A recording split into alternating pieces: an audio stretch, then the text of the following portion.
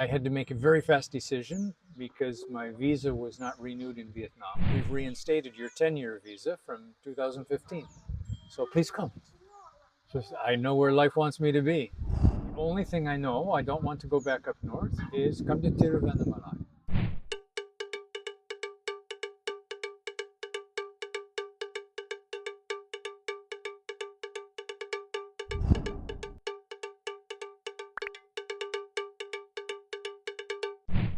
Hi, Hi. I saw that you are taking a photography, this Nandis and all. So I come to know you are a photographer and you came to Tiruvannamalai and your pictures came to Ramanarashram, the calendars and all. Just I want to know a few things about you Okay. and can we start with how you know about Tiruvannamalai? Uh, um, I first knew about Tiruvannamalai by an old Italian friend of mine that I met in 2012 in Rishikesh. I had gone to Delhi to do Panchakarma for 23 days, and then they told me go someplace where you can relax for 10 days or 2 weeks so you don't destroy all the work we did. And I didn't know any place to go. My first trip to India. And one doctor had breakfast the next day in the little canteen, and I really liked him. He said, "Oh, now what will you do since you're done with your treatment?" I said, "I have to go someplace quiet for 10 days." He said, "Oh, come with me. Tomorrow I leave and I go to Rishikesh because I'm giving a lecture on reading pulses."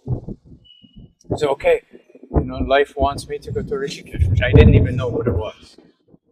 So we went, and a long story short, I stayed there for 6 months. Went for 10 days, stayed for 6 months. And I met an old Italian woman. I should say older in case she sees this. And we became friends over time. And then in between then and now, we were friends on Facebook. And she kept saying, if you ever come back to India, you have to come to Tir. Because she moved here the year after I met her. And then I had the opportunity to come in 2021. And I had to make a very fast decision because my visa was not renewed in Vietnam.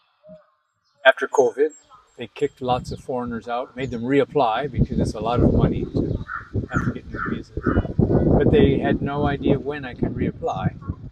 So the same week, I got an email from the Indian embassy saying, we've reinstated your 10-year visa from 2015. So please come. So I know where life wants me to be.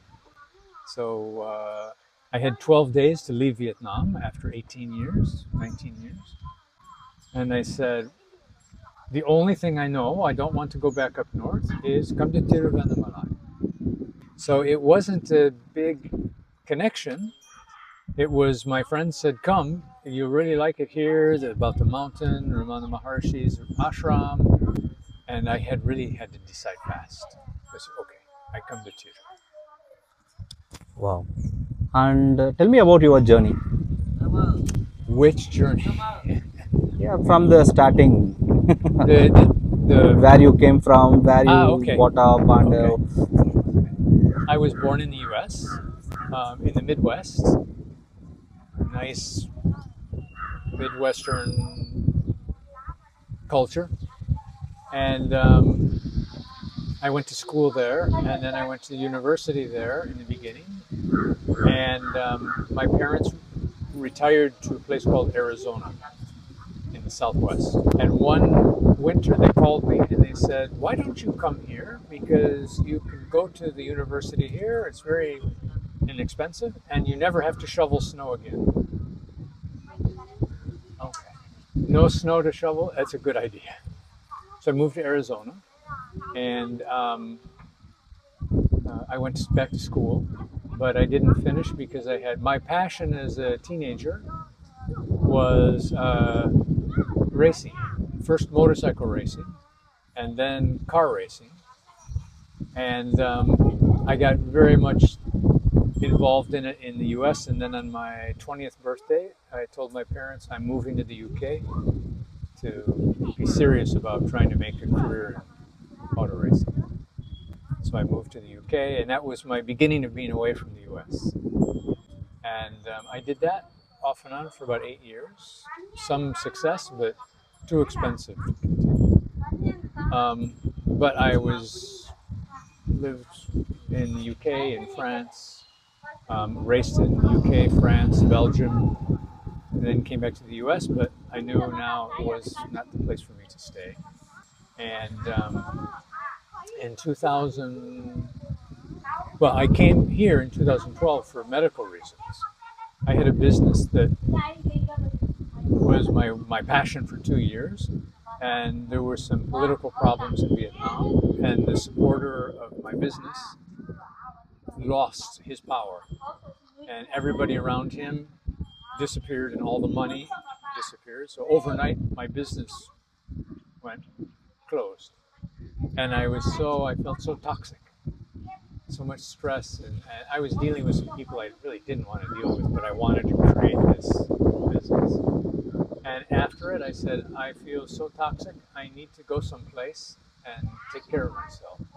And I had studied a little bit about Ayurveda back in the late 1990s. And I said, okay, I come to India and I'll do Panchakarma, and then I see what happens. That was the physical journey. And then I came here in 2011, 2012, and that kind of sealed my future physically. Spiritually, on my 30th birthday, I met a teacher who was not in the classic Eastern sense of a teacher, but he was a spiritual teacher. You could say guru, but he never allowed anybody to call him guru or master. And he came from a Christian background, so those terms didn't fit. But he changed my world. I was very closed, very secretive. When I was a child, I wanted to be a spy because I said, nobody can keep a secret better than me. And I did a 3-day retreat with him, and wow, I was like so, I don't like to use the words enlightening, awakening, but that was an enlightening moment for me just to see what life was really about. And I stayed with him. I worked with him in his organization. It was a nonprofit organization that did group. We would call it satsang. They call it something different. And I was with him for 12 years, and he trained me to do what he was doing, which he called facilitating, because he had Parkinson's disease, and he knew he wouldn't be able to do it for much longer. So I went through training with him, and then I came to Vietnam on a vacation, and I fell in love with Vietnam for its beauty. And I came back and I said, I can't do this. I have to experience a new part of me, which was the artist. So I came back to Vietnam for 2 months, and I photographed the country. I wasn't a photographer. I knew nothing about it. I just bought a camera, came back, spent 2 months, went back to Vietnam, had all the photos. I did it, took 150 rolls, so 4,000 photos or something, without seeing any of them. I took them back to Vietnam, had them processed in a professional lab. And the man there said, these are really good. Really? I don't know what I'm doing. He said, you should enter some competitions. So I just picked one, a national writing magazine in America. I sent 3 pictures in, and they sent me back about 10 days later, a very nice letter, and they said, we're sorry, thank you for submitting, but you missed the deadline for this year. So thank you again for sending, but would you be willing to let us use your photo on the cover of our magazine, and we'll pay you? And that was like all it took. I said, okay. I had a very successful business in America, but I said, I want to become a photographer. So I moved to Vietnam and started a photo business and did that for 18 years. Came to India twice during that time. The second one was to live here permanently, but life didn't want me here yet. And after my Panchakarma in 2012, I went to Rishikesh with this doctor friend, and he introduced me to Swami Dayananda, who has a big ashram there. And I studied with him for 5 months. And that's what introduced me to Vedanta and then non-duality. And from that, I learned about Ramana Maharshi. And I came back to Vietnam, continued my business, but that never left me, and that started my spiritual journey back to India. And then I moved in India in 2015 to continue, but to meet a Zen master, and it wasn't time for me, so India sent me back to Vietnam, where I met my Zen master. I studied with him for about 3 years until COVID, and I lived in a hut in the jungle with him. And then he invited me to stay permanently, but I had to live in his cave that he spent 8 years in, which I was not a brave person. So I said, okay, I give it 1 week and then we'll see. And I went, I spent 3 days, and I came back to him and he said, okay, he said, you didn't have any problems, so you can stay here, but you can go back in the hut. And I said, I go back to the cave. And I would go back, I still had my business, so I would go back for a week at a time, and then it would be 2 weeks. And then eventually I said, I want to move there. And I brought supplies for 3 months, and I moved there. But after 3 weeks, we had the second wave of COVID, and I had to leave because there was no way to get any fresh vegetables. And he wanted me to go because his little land where he lived on was actually on government military land. And he was my cover to be there. But if he was gone, I couldn't stay there because a foreigner, especially an American, living on military land in the jungle would not be looked upon kindly. And then I think he passed away. I never heard from him again. Nobody that I knew had any contacts for him. So then I had the opportunity to come to India, and I said, okay, my future is in India now. And Tiruvannamalai, what makes you happy? And tell me about how long you are there in Tiruvannamalai. Okay. And every day, how you feel it? Okay. Usually I've come for 6 months at a time, and then I go back to Vietnam. The first year it was very interesting because I moved here in April, and it was so hot. And after about a month, I said to my Italian friend, I said, I feel like Arunachala is burning away my body. I could just feel the heat just cooking me. And she said, oh yes, that's what it does. I was very quiet. I'm not a social person, but I went to the ashram, Ramana Maharshi ashram, and I would sit there and go in the mornings and meditate in the hall. And then I got a chance to meet the president of the ashram because they stopped me from doing photography after 2 weeks there. And they said, we don't allow any photography in the ashram. So I said, okay, it's your place. I live by your rules. But after about 10 days, I went back and I said, I understand why you don't want all these, because everybody with iPhones and everything were coming there. And I said, let me show you the photos that I took before you stopped me. If you like what I'm doing, maybe I could spend 1 day a month and do photos, because I also have a Facebook group that I supply photos to for the ashram. And they said, basically, okay, we'll call you, don't call us. But the next day I got an email from them, said, could you come to the ashram? So I came. And they said, we really like the way you photograph the ashram. Would you do our calendar, our annual calendar? And I said, that would be my seva, of course, I would love to do that. So 3 years later, I'm still doing them. I just shot the cover for the 2026 calendar. But the beautiful thing was, as we've talked about before, when things happen, the doors just open. They gave me absolute permission to go every place in the ashram and photograph, places that nobody in the public gets to see. So I was very blessed with that. I've been doing that. And so I spent a lot of time in the ashram, and I spent a lot of time watching Arunachala. When I take a photo, I might spend 2 hours just looking at it, feeling what I wanted to take. So it started to give me a connection. Not a great connection, but a connection. And then after about 2 months, I decided I must walk Girivalam. I don't know why people do it. It's not something that I wanted to do, but I'm curious. So one morning I woke up at 2:30 and I said, oh, okay, this is the time to walk. And I went and walked alone at 3 o'clock in the morning. And it was very peaceful because nobody's there at 3 o'clock in the morning. But I got around past the temple to where you come back into Tiruvannamalai, and I just stopped. And I had realized, no special feeling, but I just became aware that I had been walking for maybe 12 kilometers and 2.5 hours. And my knee was hurting a little bit from a motorcycle accident I had years earlier.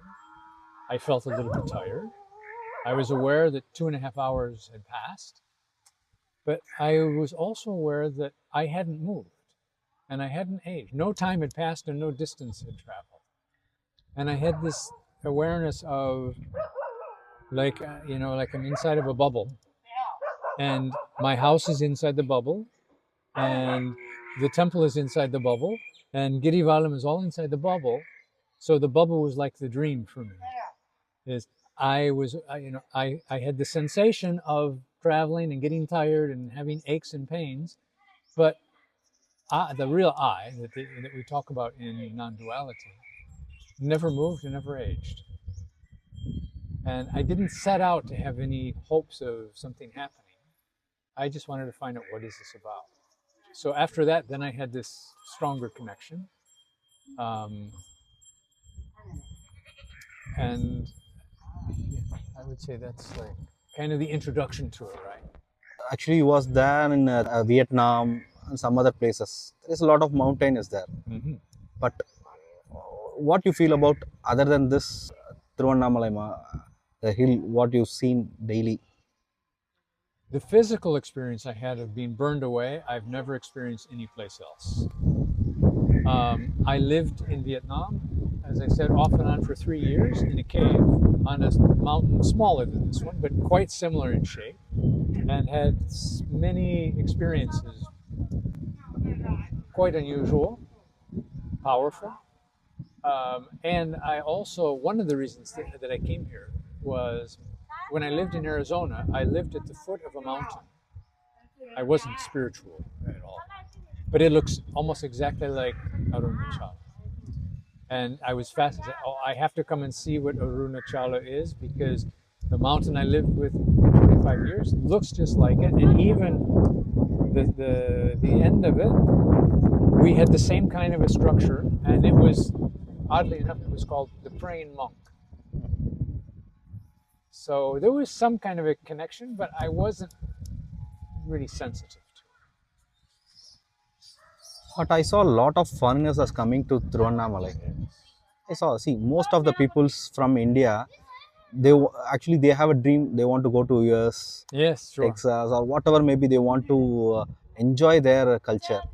But the people from other country coming to Tiruvannamalai for a peace and something, some spirituality, they are coming to Tiruvannamalai. Yes. Can you yes. talk about that? Yes. In the dualistic world, right, everything has its opposite. So my first teacher said something very wise. He said, if somebody asks you how you're doing, you should say, oh, I'm wonderful, terrible. Because the reality is both are going on, right? But our awareness is on one thing or the other. I see a lot of people. I think there's a saying: are you running to, or are you running away from? From my own experience, I was raised Christian, but I didn't accept. After 13, I did my stuff that my parents said I had to do, and then they said, now you're 13, do whatever you want. And I never went back to church. And I really was like, no, I don't buy this. I don't like this. And I knew that I was running away from something that's beautiful, but I couldn't understand it. And I see a lot of people who come to Tiruvannamalai who are running away from what they can't accept. But there are many, many people who are very, it's their time.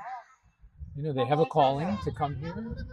I hear fascinating stories that, you know, things appear in their dreams and people and gurus come through their walls and all those kinds of things. Not my experience, but it's legitimate.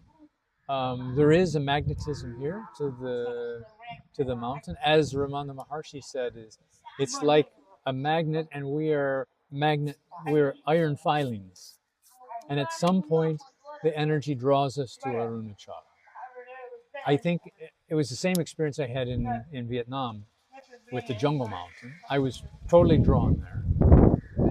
When I was in the Himalayas, I had the same experience. I went up to the source of the Ganga, and I could feel that magnetism. But there is certainly an energy here that millions are drawn to, and I would say for very constructive reasons. You people are coming from different locations and different country. Yes. I saw some people, they may not know even English also. Yes. They identify yes. this Have any story like here. that, friends who's coming from a different country. Sure. My friend in India that brought me to Tiruvannamalai told me to come here. She had an experience with Sai Baba many, many years ago in Italy. And she said he came through the wall in her house one day and said, "You must come to India, to the mountains." She thought it meant the Himalayas. And then in the Himalayas, she finally got sick and she said, "I have to go someplace else," and came to Tiru. Yes, many stories about it. For myself, I have to admit, it wasn't a spiritual thing consciously that brought me here. I really came here for physical reasons. I've never had those experiences, or maybe I never paid attention to them. My Zen teacher in Vietnam, I had a very unusual experience on the mountain, and I wanted to talk to him about it to see if he could explain it. So I went, and he sat there, and I talked for maybe 2 hours. He listened very seriously, and at the end of it, he said, "Okay, were you scared?" And I said, "No." "Were you excited?" I said, "No, I wouldn't call it excited." He asked me 4 or 5 questions like that. I answered them simply, and then he said, "Good." And he got up and he went away and disappeared.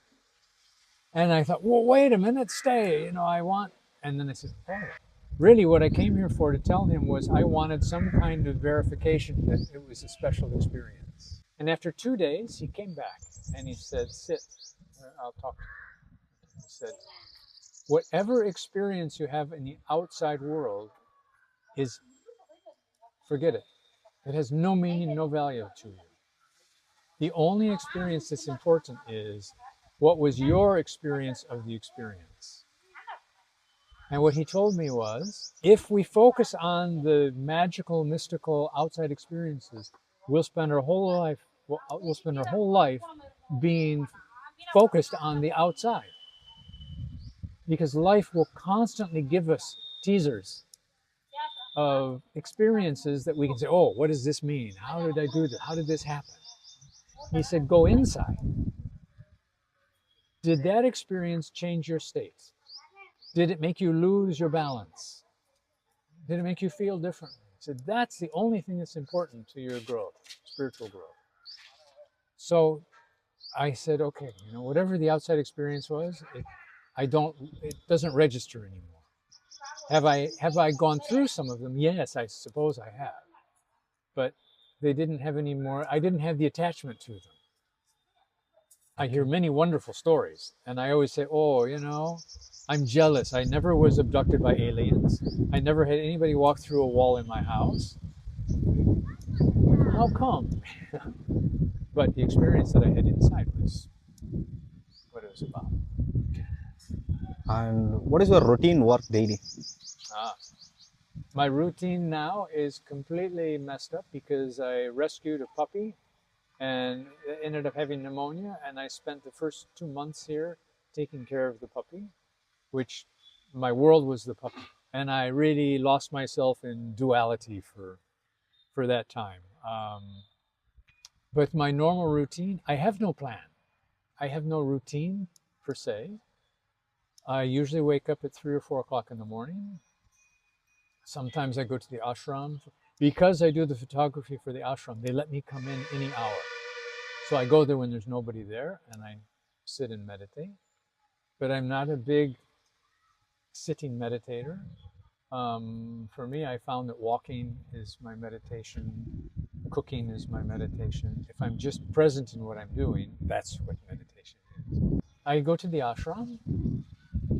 I go when the season is nice. Every morning, be around 5 o'clock. I go out to do photography of Arunachala. So I'll maybe spend from 5 o'clock in the morning to 8 o'clock, 9 o'clock doing photography. Then I'll go back and I'll work editing the photos. I spend a lot of quiet time. I don't have any things to do in town. And in the evenings, I'll edit some more, the photos. And I go to bed at 9 o'clock. That's my day. Nothing special. It's very simple. If our subscriber want to see your photography or whatever maybe, where they can see it? Good question. I have a Facebook personal account. I can give you that if you want. And I have an Instagram account, which I'm in the process of updating because I don't like technology. But most of my stuff is from my Buddhist period when I was doing photography for Buddhist events. But I have an Instagram account and a Facebook account. But you don't have WhatsApp? Yes, I do have WhatsApp. Yes, I can give you my WhatsApp, I can give you my Facebook, and I can give you my my Instagram. My Facebook page is my name, which is Guy Gonyea, or Guy if you're American, Guy if you're French. I'm half-half. Guy is the first name, Gonyea is the last name. You'll find me there. It has you'll see a picture of me with a shadow of me and my camera against a brick wall. That one is mine. I have my Instagram is Images of Maya. IMAGES of OF Maya, MAYA. And it was called something else. I changed that about 2 years ago, saying that, what am I doing? I'm making images of an image. So I'm making images of Maya. So it's images of Maya. My WhatsApp, I'll give you the information because it's my Vietnam phone number and I don't remember what it is. I never changed it. Fine. Nice to talk to you. You want to tell something to my subscribers and my YouTubers? Because this channel is specifically for the people who are searching for a Shiva or enlightened peoples, the people's story of behind that Shiva lovers. Okay. There's a saying, you don't have to read any books to wake up. You don't have to have a guru to wake up. My addition to that is, but you have to read a lot of books and go see a lot of gurus to realize that you don't need books or gurus. Do your search, but don't be too fixed on what it will be. Do your searching, have your experiences. No experience is a bad experience. If you're open to it without judgment, it will bring you eventually to where you need to be. Arunachala is a wonderful place for millions of people to come. It certainly has a power. You might not be drawn to it, and you might. But it will be an experience internally that I certainly would recommend. Thank you. Nice to talk to you. Namaste, Vanakkam.